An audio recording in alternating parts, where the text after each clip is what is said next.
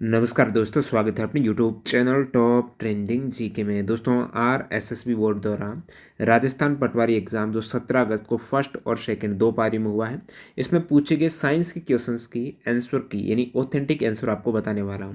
आपको बता दूं, 17 अगस्त के फर्स्ट सेट में 5 क्वेश्चन साइंस के पूछे गए हैं और सेकेंड सेट में 8 क्वेश्चन पूछे गए, तो कुल मिलाकर 13 क्वेश्चन के यहाँ पर आंसर बताने वाला हूँ। आप लेवल यहाँ से चेक कर सकते हो कौन सी शिफ्ट ईजी है, कौन सी टफ है। तो सबसे पहले आपके प्रथम पारी के क्वेश्चंस देखते हैं। सवाल है, रक्त में भोजन की अधिकतम मात्रा किसमें अवशोषित होती है? तो इसमें ब्लड में, देखिए ऑप्शन से आप देखेंगे बिल्कुल इजीली कर सकते हो। ये अंधनाल है ना, जुगाली करने वाले जो जानवर हैं उसमें होती हैं, गाय वगैरह हैं जो रोमंथन है। अब शुद्धांत्र इलियम की बात हो रही है, ये करेक्ट ऑप्शन हो जाएगा। गर्शिका ईसोफेगस है, यहाँ पर तो पाचन कौन सा होता है? ये तो भोजन जाने का रास्ता है। ग्रहणी है, यहाँ पर भोजन का पाचन होता है।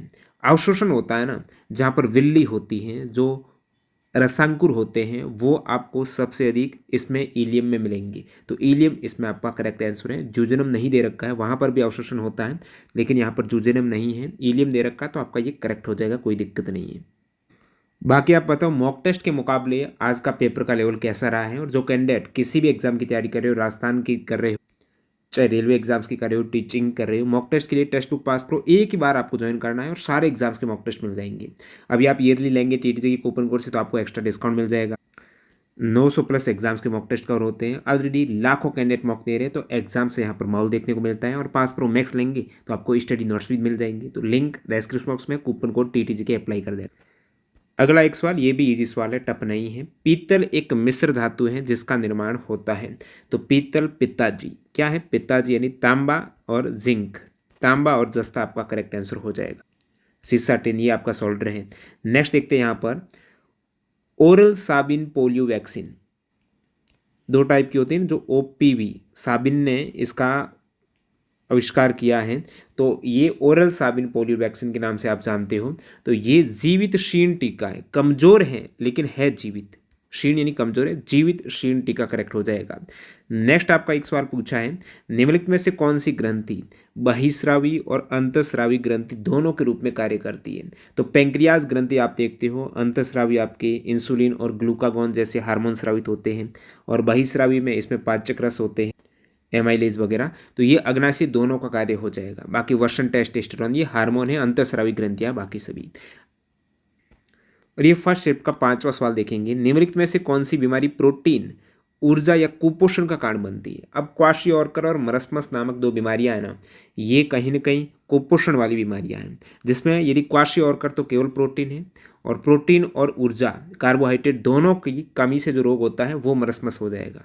ठीक है, ये करेक्ट आंसर यहाँ पर मरस्मस है। स्कर्वी, बेरी बेरी, सूखा रोग, ये सभी विटामिन की कमी से होने वाले रोग हैं।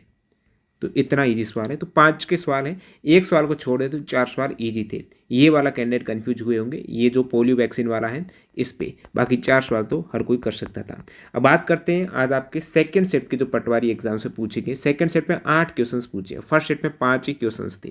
तो देखते हैं इनका आंसर।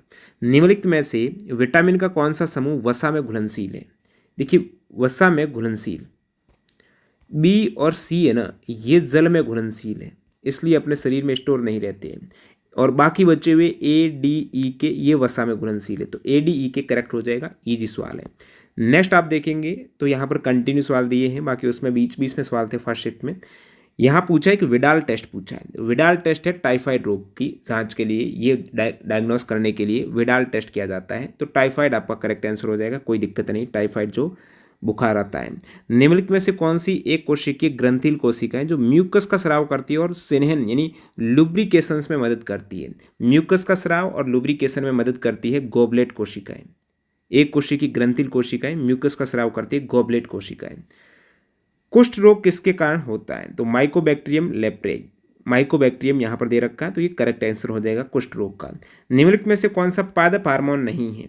ये वैसोप्रोसिन है, पादप नहीं है, जंतु हार्मोन है। एथिलीन, साइटोकाइनिन, एब्सिसिक एसिड, ये पादप हार्मोन है। अब नेक्स्ट आपका और सेकंड सेट में ये सवाल पूछे, एक आपका न्यूमेरिकल भी था, 300 वाट क्षमता का एक विद्युत उपकरण 6 घंटे प्रतिदिन चलता है, 4 रुपये प्रति किलोवाट आवर की दर से 15 दिनों तक चलाने के लिए ऊर्जा की लागत। अब देखिए आपको देखना कितने किलोवाट आवर हो रहा है। 1 किलोवाट आवर वैसे 1 यूनिट होता है और 1 किलोवाट आवर के आपको 4 रुपये चार्ज देना पड़ रहा है और 15 दिन तक यहाँ पर देखिए कितने किलोवाट, 300 वाट दे रखे हैं, 300 वाट।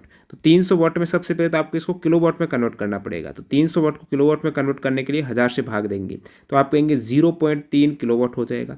अब 0.3 किलोवाट लास्ट में क्या घंटा, आप घंटे कितने हो रहे हैं, 6 घंटे एक दिन के, दिन कितने 15 दिन है। तो आप इसको मल्टीप्लाई करेंगे 6 गुणा 15 से, ये आपका हो जाएगा 0.3 गुणा 90 या फिर कह सकते हो 3 गुणा 9 बराबर 27। तो 27 के WH आपका आ गया, किलोवाट आवर आ गया। अब 1 किलोवाट आवर के हैं 4 रुपये, तो 27 मल्टीप्लाई 4 करेंगे तो आपका आ जाएगा 108 रुपये।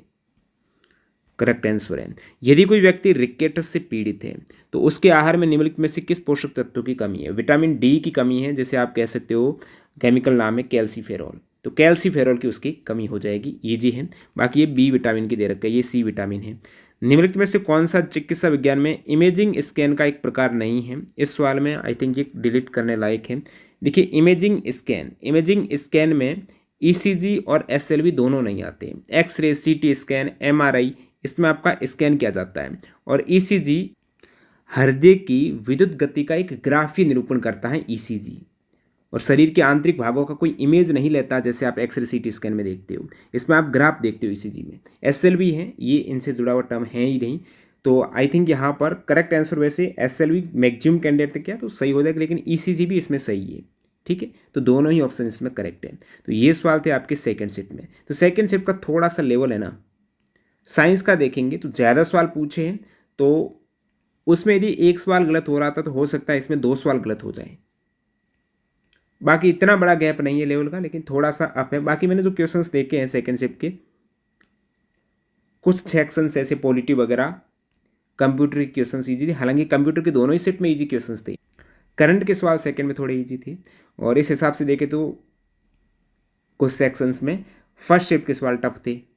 मेजर गैप नहीं है दोनों ही शिफ्ट में, वही ईजी सा लेवल मेंटेन किया गया है। और कैंडिडेट यहाँ पर जिन्होंने तैयारी की है अच्छे वाली, वो 110 से 120 क्वेश्चन हैं वो करेक्ट कर पा रहे हैं फिलहाल शुरुआती रुझान में। अटेम्प्ट करके आए हैं कैंडिडेट 130 के तकरीबन। ये मैं बात कर रहा हूँ अच्छे लेवल वाले कैंडिडेट की, जो अब तक मेरे से कनेक्ट थे, जो रिव्यू मिला है उनके बेस पे बता रहा हूँ। बाकी आपका क्या अटेम्प्ट है, आपके आधार पर क्या इसकी कट ऑफ जा सकती है, वो आप कमेंट सेक्शन में ज़रूर बताएं। आई थिंक जिनके 110 प्लस क्वेश्चंस कट काट के करेक्ट है ना, वो अपने आप को रेस में समझिएगा। बाकी देखते हैं, और भी अपन डिटेल में एनालिसिस करेंगे, कैंडिडेट का फीडबैक जानेंगे इस वीडियो में, कमेंट वगैरह तो बेहतर ढंग से आपको बता पाएंगे। वीडियो पूरा देखने आपका बहुत बहुत धन्यवाद। कोई डाउट है तो आप बता सकते हो। मिलते हैं नए वीडियो में।